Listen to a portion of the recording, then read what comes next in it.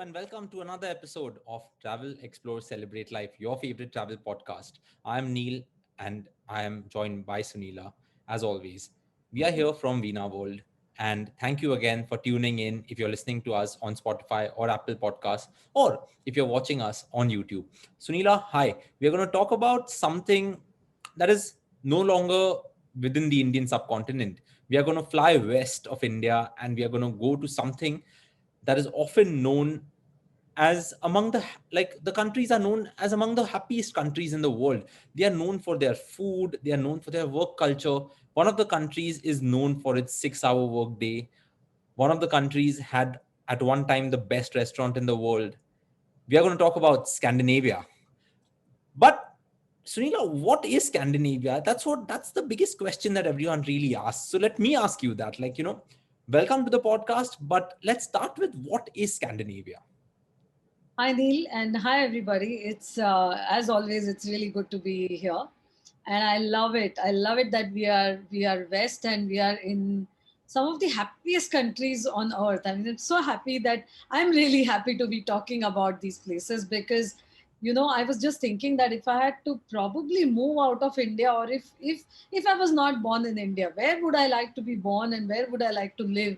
And I think Scandinavia just tops the list because everything that you want for a good life is ticked off here, and definitely the place to be. But not all of us are fortunate enough to be born there or to be able to live there, but we can 100% go and visit this place over and over and over again, because one visit to Scandinavia and you're hooked. You want to keep going there, back there again and again and again. So I really love it. And a really good question, Neil. What is Scandinavia? If we really look at the map and we think of all the countries out there, we are very tempted to include everything that you see in and around that region as Scandinavia, right? But geographically, if we consider, then it is only Denmark, Norway, and Sweden that constitute Scandinavia, and not the other countries around it. So it's just the three countries that really make up Scandinavia. And in fact, they had a Kalmar, treaty which was signed, which kind of was held in place for some 120 years, more than 120 years, where the Queen had, put in a treaty that long back in the that these three would be Scandinavia together. Later on, the treaty of course broke down. They were not all of them were not one country, but they separated into three different countries. But even then, they are so similar that you'd be tempted to think of it as one country. And I think for traveling, we can just consider it as one region, because once you go there, you want to see everything that each country offers. But yes, so Denmark, Norway, and Sweden, these three countries make up Scandinavia. Okay, so you've said that this is Scandinavia, Denmark, Norway, and Sweden, and it always is a debate amongst many people from Scandinavia that people often mistake the Nordic countries to be Scandinavian countries. So, what are the Nordic countries then? There are three more countries that get added to the list, right? If you talk about the Nordic countries as such. If we talk of the Nordic, yes, there are three more, maybe four more destinations, but including Finland, which is just right there. So you have Finland, you have Iceland, you have Greenland, and the Faroe Islands, which all of this makes up the Nordic countries. So also known as the Norse countries, and with their history, they are so culturally alike. So, like I said, geographically, they may not be part of Scandinavia, but culturally, all of these are considered together as very similar, and that is why they make up the Nordic countries. And the thing is that Faroe Islands is a part of Denmark, though they have their own, municipality, and they have their own government, but it is still a part of Denmark, and so is Greenland. So Greenland, of course, is a separate country in a way, but it is still under the realm of Denmark. So if you want to go to Greenland, you have to go to the Danish embassy. So, interesting fact over there. Do you know why Greenland is called Greenland? They got the names wrong, Iceland and Greenland. Oh, it's actually that, but at the same time, when the first settlers reached Greenland, the land was just ice, right? So, Correct. because there was no green over there, they decided that because there's no green here, we call it Greenland. And where do I get this from? I think one of the best shows that talks about Scandinavia is on Netflix, and it's called The Vikings. It's a show by the History Channel, but 6 seasons of the Vikings. It tells you about Ragnar Lothbrok and all of the, well, more so the kings of Norway, as they used to call it back then. So uh, that is what it is about. But let's talk about Scandinavia now. We are talking about Scandinavia, and everyone talks about going to Scandinavia to see one thing, and those are the Northern Lights. So let's talk about the Northern Lights. Tell us We a little about Northern Lights, and tell us, when can someone go there for the Northern Lights? So the Northern Lights, it's a natural phenomenon that you often see not just in this part of the world. You can see it from Canada as well. You can see it from Iceland as well. You can see it from Greenland as well. So basically, once you cross the Arctic Circle, you can see the Northern Lights. And what are the Northern Lights? The Northern Lights are an amazing natural phenomenon, also known as the Aurora Borealis.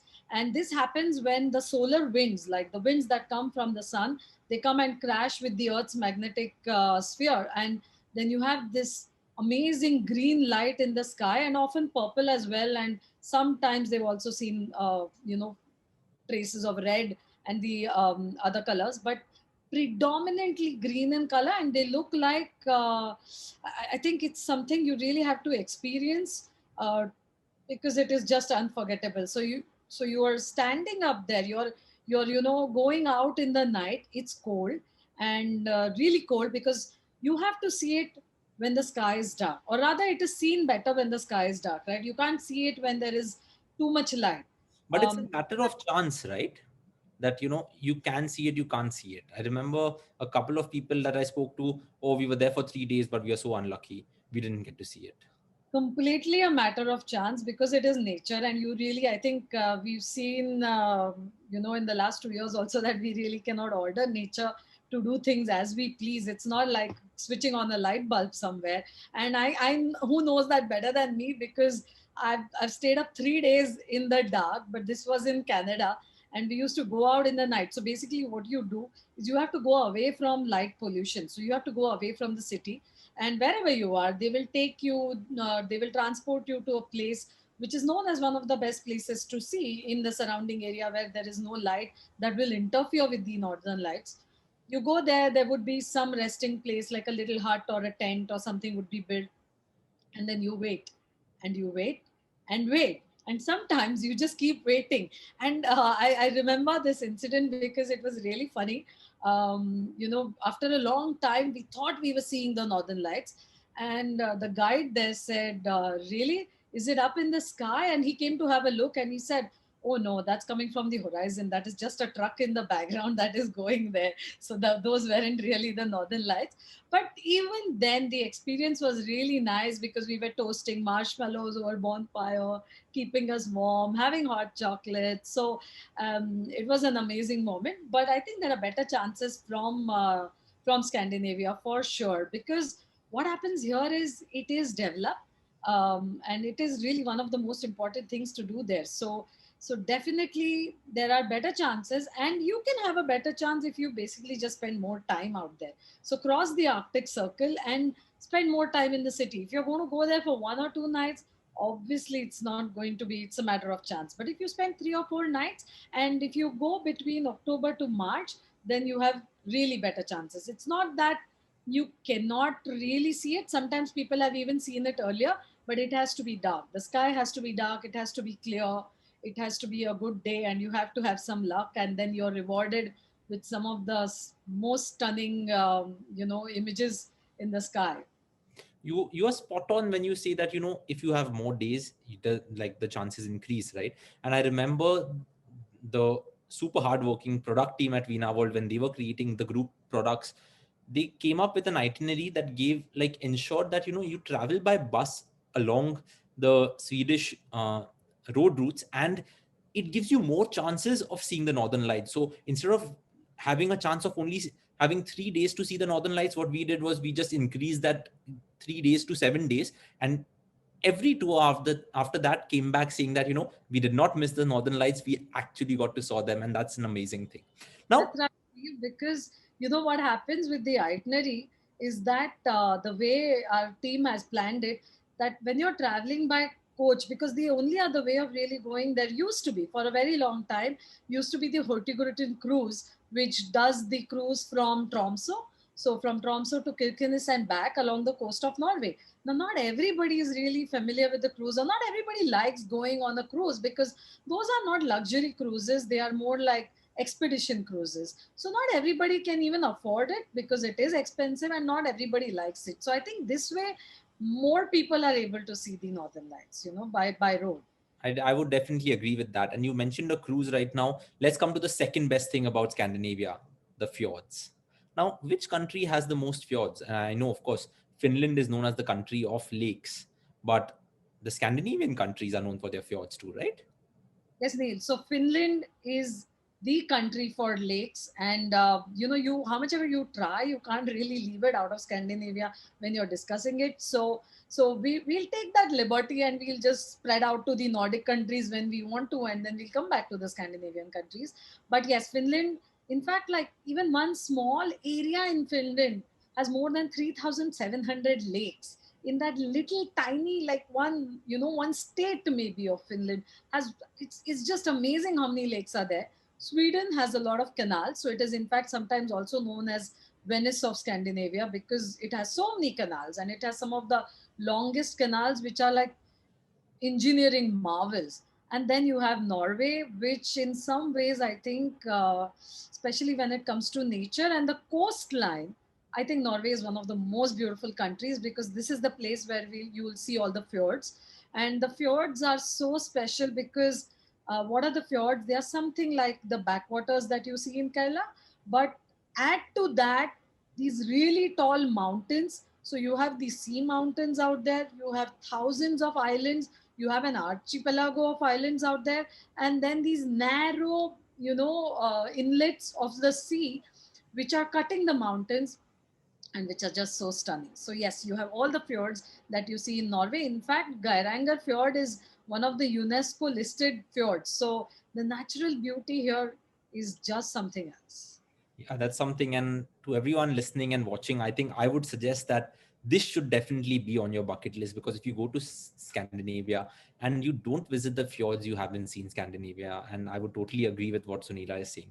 Sunila, you mentioned that, we can't leave Finland out of the list. So let's talk about Finland. And, often the Scandinavian countries or the Nordic countries are known to be visited during summer. But one of the talking points, or one of the USPs that Finland offers, is something related to Christmas, and it's something related to the Santa Claus. So, what is it exactly? Tell us a little. I think that is something that will make everyone happy, because I don't think we ever grow up. And we should never stop believing in Santa Claus. So when it comes to Finland, and even if you say, I've seen people say, no, no, I don't believe in Santa Claus. We all know it's just a story, it's just a myth. But I was in Rovaniemi, and Rovaniemi is a part in Finland to the north, and it is really special because this is considered to be the official place of Santa Claus. And the Santa there, when I went there, I remember all of us standing there, because in Rovaniemi you have the Santa Claus park and village out there. You have a post office, so you can actually write your little letter, and that gets delivered at Christmas, irrespective of whatever time you go. So you have a choice. You can send it out to your loved ones at any time, or you can choose that at Christmas, and they get this little letter from Santa that comes in saying that, how are you, and Merry Christmas and all of that. And then you have the Arctic Circle that runs right through it. So you can stand there, have your photo taken, and say, I am standing on the Arctic Circle at Rovaniemi. And then later on, there was this little hut, and all of us went in, and everybody in our group, like whether it was an older person, a younger person, a child, I myself, you just become a child out there when you really see Santa sitting there and, giving out, and you want to take your picture taken with Santa. So it was an amazing experience to really meet Santa Claus. So they say there are many Santa Clauses in the world, but Rovaniemi is the official home of Santa Claus. So So, that picture that you mentioned, and I think it is super pretty, because one of my cousins, Arjun, he was out there a few years ago, and the photo that he clicked over there, he just keeps talking about it because it is the most liked photo he's had on Instagram. And we keep telling him it's not you, it's the Santa Claus. But it's just super pretty, and if you look at the photos from there, it is incredible. So that's one thing that I would totally talk about. Now, while we are doing these episodes, we are often having coffee. Did you know that, Scandinavia, or the Scandinavian countries, are really known for the amount of coffee that they drink? Because if you look at the top 5 coffee drinking countries in the world, the 3 Scandinavian countries rank there. And the Norwegian coffee, which is a light roast, is Yeah. slowly getting popular all around Europe. So that is also another thing that is quite unique about this, that they just keep drinking coffee. And you might think that, okay, you need the coffee to work, but we've all of us have heard that Sweden houses the 6 hour work day and also has the 4 day work week. So this is also quite interesting. Like, wouldn't it be great, Sunila, that if we just have like a 6 hour work day and you're back home and you're just doing that. Like Yeah, you and the yeah, best part is that out there, if you work more, you're looked down upon because they consider that you're not able to do your work in time. So I think it's just amazing. And Neil, yes, talking of coffee in Sweden, they call it the fika, or having a fika, where they put the phones down. It's not just about coffee, but it's about connecting and conversation. So you're not having your coffee and looking at your phone and having your coffee. You're going out with friends and having your coffee, and that is the way of life there. So I love coffee, so I'm not surprised that they are the happiest people because they have so much coffee. I think coffee has something to do with it. But just coming back quickly to what we discussed about these countries being the happiest countries, I think you did mention that Sweden does a lot of coffee. In Denmark, they do something called the hygge. So it's written as HYGGE, but they pronounce it as hygge, and which just means being together, creating small moments of happiness, spending time with your family, and doing all of that. So, and in Finland as well, I think all these countries have some of the best healthcare, some of the best childcare, and they say they are most productive. And I think we can see that, right? So they do cycle their way to work, and then they cycle their way back from work early to spend time with their children. But Neil, when you were in, I think, Copenhagen, you were cycling a lot there, weren't you? Yeah, and adding to that, they are also the safest countries in the world, right? Because everyone talks about, how you can just take a baby stroller to a supermarket, leave the baby and the stroller at the entrance of the supermarket, not be worried, do all of your shopping, come back, and the baby and the stroller will be there safe and sound. So that is one. But coming back to Copenhagen, well, Copenhagen ranks in my top 3 cities in the world. Well, there's Tokyo, there's Melbourne, there's Copenhagen. And of course, many people would really contest that and argue with me, but put your top 3 cities in the world in the comments if you really want to take this up. But yep, Copenhagen. When I was there, there was just so much that I could do. But yes, cycling. They have dedicated cycling lanes, but dedicated cycling lanes that are as wide as the roads that are there for vehicles. And that is one of the best things about these countries, is because in the summers the weather is amazing, the infrastructure is incredibly good, and everyone just likes biking to work because you'll just see so many bikes. So I was in Copenhagen for about 5 days, and of the 5 days, whatever we were doing, we spent about 3 days just on the bike going from one place to the other. And each of these countries or each of these cities will have neighborhoods that you can visit, and every neighborhood is known for something different. So Copenhagen also had that. And I still remember that trip to Copenhagen. I've made some friends over there, and they just keep sending me great photos of Copenhagen and surrounds. And that was something that was incredible. The coffee shops are really pretty. Talking about the coffee, there's also food, and Scandinavia is known for its produce, right? And the produce is incredible. It used to house the best restaurant in the world called Noma, which is run by a chef called Rene Redzepi. Now, Noma and the chef decided that, okay, we are the best restaurant in the world. We have got this award many years in a row. We're going to shut it down. So what Rene Redzepi did was he shut the restaurant down. He flew all of his kitchen and all of the team members at Noma to Mexico, and on the beach at like this property that they had done, they did 30 days of cooking for people, and then they came back to Copenhagen and started something, a restaurant that is called Noma 2.0 now, and that is also contesting for the best restaurant in the world. And like this, there are just, like, I would say maybe 100 or more Michelin star restaurants in Sweden, in Norway, and in Denmark. And the food is just incredible. And you know, I like food. And we did that great episode on Mumbai's best places. But if you want to talk about the world's best food places, a lot of them will be found in. I'm sure. And Neil, just to, it reminds me of something. And this was more than 20 years ago when I was in Scandinavia. And at that point, our eating habits were quite different, right? I mean, most Indians were not exposed. Well, those who did travel a lot really enjoyed the local food. But for the others, we always used to look for Indian food everywhere. And that is, again, one of the things that Veena would make sure that at least one meal you do have your Indian meals, and then you can also taste some local cuisine wherever you go.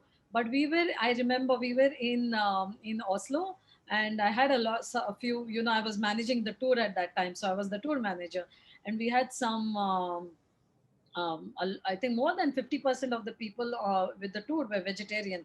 And the cruise that connects you, so we used to use the Celia line or the Tolink, all the ferries that take you across from one country to the other. The cruise got a little delayed. We missed the restaurants. As you know, all these places eat pretty early, right? The dinner is pretty early for them. So we missed all of that and we landed. And now we had to arrange some food, vegetarian food. And I looked and finally found a restaurant that was completely vegetarian. So we go in there. I still remember it was some 27 euros per meal at that point, 20 years back. And all they had on the menu was potatoes and beans.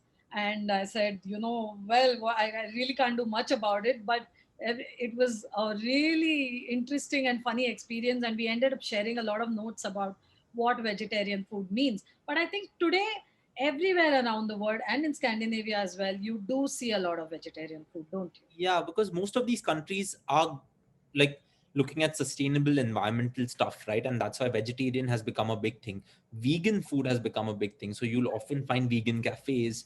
You will find everything is organically sourced over there, right? So vegetarian, you'll find many restaurants that have Michelin stars that are vegetarian as such. So getting food in these countries is not a problem at all. So I really look forward to going back to, so because I was in Stockholm a couple of years ago, I did Copenhagen before that. Stockholm was something completely different, right? And then again, we went there at a time when summer was just setting in, and as summer starts setting in, it is just beautiful. You would say that summer is the best time to visit these places, right? I would definitely say so because, when you're in Stockholm, what you have to be doing is walking. The streets of Stockholm are just beautiful with its cobblestone pathways and those brightly painted buildings, the whole Baroque architecture. It's just stunning. So you must spend a lot of time. Of course, there are other things to do and see. So you have the palaces and you have the museums. You have the Vasa Museum, which houses the Vasa ship and all of that. But the best way to really discover, especially Stockholm, is when you walk its streets and walk through the old town, the Gamla Stan. So it's nicer walking in summer, isn't it? So I think if you're considering a tour that covers the cities like the capitals, the royal capitals, because they're all royalties and all the capitals are royal. So walking around is the best way, and definitely summer. And in Norway and Finland, Neil, along with your northern lights, in summer there is another phenomenon, and that is the midnight sun. So practically the sun doesn't set. Like I remember I felt so cool because I was there around June 21st, which is the summer solstice. And we happened to be in Finland again. And we went up, no, sorry, we were in Norway and we went up to Lofoten Islands and then we were there. And they also celebrate summer. So for them, summer solstice is really important. And they put up, like how Maharashtrians put up the goodies at Gudi Padwa, something similar, but for a very, like, really tall structures are constructed with flowers, and there is dancing and there is, food, and they celebrate summer so well. So again, if you cross the Arctic Circle, then at places you can actually see that the sun is coming close to the horizon and then moving up again. So it never sets. And that is the midnight sun for you. Um, I remember having to wear shades at like 11:30 in the night and thinking this is really so cool to be able to step out, and it was really difficult to sleep. We were there for 2 days, so to get used to sleeping, making sure the curtains are drawn, amazing experience again. I think one of the good things about the sun over there is that the maximum temperature recorded in the Scandinavian countries, like in the last 2 decades, has been 38 degrees. Now, that's 38 degrees is the regular temperature where we are seated or staying, right? So the summers there are just beautiful. You can jump into the waters, you can have a swim. There are many food street stalls that you can enjoy great food at. The cocktail bars in these countries are also incredible. So the cocktails are something that all of these countries are known for. Denmark actually has an amazing drink which tastes like Vicks that you apply to your neck and chest, that when you have a cold or have a heavy chest. There is a drink called Fisk, and I keep telling my friends from Denmark that whenever you're coming down to India, just get me a bottle of Fisk, because it's a drink that is basically menthol, or it's like you drinking Vicks. But if you have it, it's amazing. So there's so much that you can do. Now, Sunita, we can talk about all of these countries for hours on end, but something we are trying to do is we are trying to limit this episode or these series of episodes to a finite amount of time. So I would like to focus on two more things over here, right? One is the architecture. And the architecture of Scandinavia is known all around the world. We have organized tours for many institutes in India, many architecture and interior design companies in India to go to Scandinavia, to go to Sweden, to go to Denmark, and actually check out different architectural institutes there, the architecture of all of the buildings there. The bridges of Copenhagen are something that are beautiful. So there is so much that you can do about the architecture. But like, where does this come from? Do you have any idea, or tell us about the different trips that we have actually organized for most of these institutes? Tell us a little about that. Yes, Neil. So it's not just the architecture, but I think it's overall Scandinavian design. And I think it comes from a happy way of living, because I think when you're happy, you have good thoughts, and that is definitely reflected in all of the architecture, in all of the design. So, we can even do trips like which are catered specially for that, right? So you have an architecture. If someone's really interested in architecture, there's no point in that person spending 5 days waiting for the northern lights to come up. They would rather go and see the beautiful palaces in Denmark, or see the beautiful buildings and the colors and how they are used, the Rococo style of architecture. How do they build this? The stave churches, what is the thought behind it, and all of that. So, yeah, we can definitely make these special tours that give you a glimpse behind the scenes, and also to discuss with some of the local architects there on what were the thought processes. And when you come to design, I think Scandinavian design is all about minimalism, but using nature and creating some of the most amazing, again, happy looking design, the elements that you can ever think of. So there's Marimekko in Finland, and I remember going to their shop, and so it was quite minimal, but you have these bright poppy flowers, looking at you from everywhere in the design also. And that is the classic style of Marimekko. So that is again pretty stunning. And Alvar Aalto, who is the architect who's famous in Finland, in fact, they run a beautiful, scholarship. And in fact, last year, someone from Mumbai won that scholarship. So that was Nice. quite interesting. And it made me really happy and proud that we are getting there. Closer home, we have a taste of something that comes from Sweden, and that is IKEA. So if you want to make your homes, I think all of us look to IKEA now, don't we? So, but maybe people don't know that IKEA comes from Sweden. And again, when it comes to clothes or dresses, then H&M is also a Swedish brand, and all of us just walk into H&M without thinking. Sometimes I think all of these become so known to us, we start thinking of them as Indian or European or whatever. But yes, H&M, IKEA, all of these famous brands are from Sweden. So definitely, depending on a person's interest, we can suggest ways and things to spend their holiday to the best, you know, things that suit them. Yeah, to add to that list, there's IKEA, there's H&M, there's Spotify that comes from Sweden.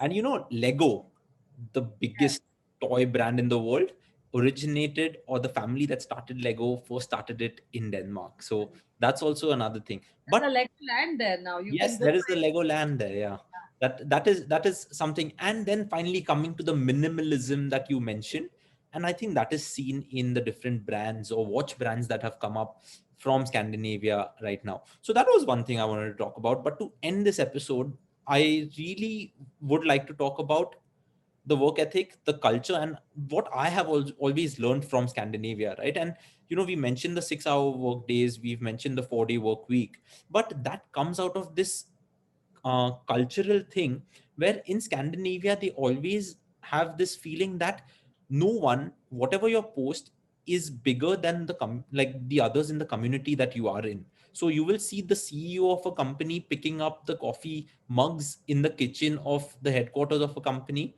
and they will not feel anything about it.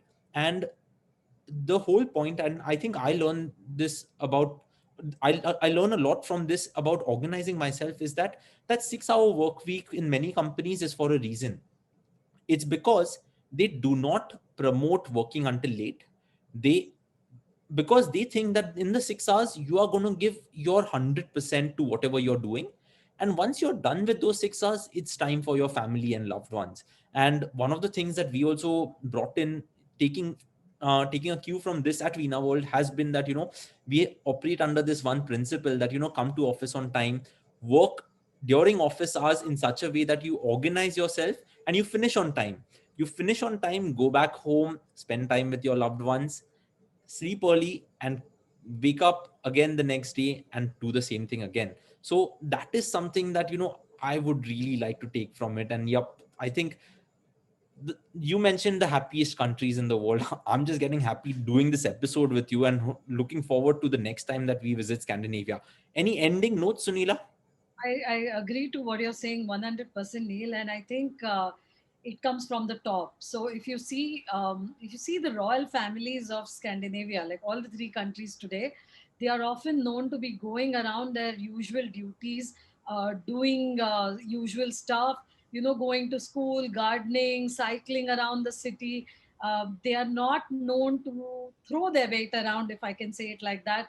But yes, they do have their royal duties as well, but they try and lead as normal a life as possible. And I think that is so different from so many other countries where we've seen, like, the privileges that the royalty enjoys. Whereas in Scandinavia, we've seen again and again that they are imbibing the complete culture of the land, the culture of these countries, and they believe in having a constitutional monarchy. Yes, they are monarchs, but they also believe that everybody is equal, and they strive for that. So I just simply love Scandinavia. Like you said, time is never enough, and I think maybe at a later stage we should take up each country separately, or even each region, because just Bergen or just the islands, or just one part is enough to get me talking for more than half an hour. But we'll stop here, and I'm going to dream that I will have a nice work week which is short, but give my best to my work week. And after my work is over, I'm going to imagine I'm in Copenhagen or I'm in Oslo, and I'm taking this boat and enjoying a floating sauna, because yes, it's possible to do that in Copenhagen, and the other Scandinavian countries, where you can actually rent a boat and it has a nice hot sauna on board, and you can float across on the waters enjoying your sauna. So I'm with those dreams, I'm going to sign off here for now. And it's been a pleasure to talk about Scandinavia. And like they say, let's enjoy our yuga moments, every day. I think like we say cheers in India, in Scandinavia they go skål, right? So if you have a cup in hand, and everyone who's watching, or everyone who's listening, we'll say skål. Thank you so much for listening in. Thank you so much for tuning into YouTube, Spotify, Apple Podcasts, or Google Podcasts. We will see you next week. Take care of yourselves, stay safe during this period, and we will be on that flight to our dream destination very soon. Thank you. Have a great day. Stay safe.